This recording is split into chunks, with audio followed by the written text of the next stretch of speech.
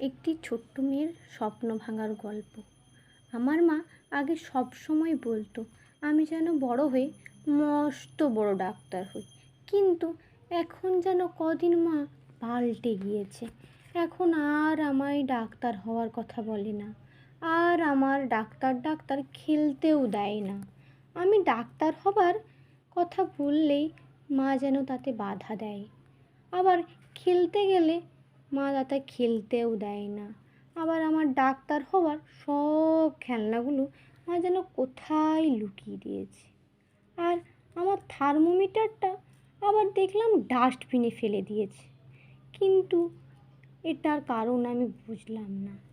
আমি মাকে জিজ্ঞাসা করলে মা কিছুই বলে না, কেবল মায়ের দিকে তাকালে দেখা যায় মায়ের চোখের কোণে জল আসে। মা আগে আমায় বলতো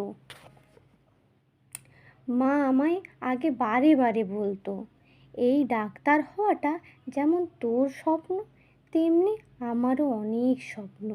তুই ডাক্তার হবি, বড় ডাক্তার হবি বড় হয়ে। আজ যেন মায়ের এই স্বপ্নটা কোথায় হারিয়ে গিয়েছে, আর আমার স্বপ্নটাও মা ভেঙে দিচ্ছে।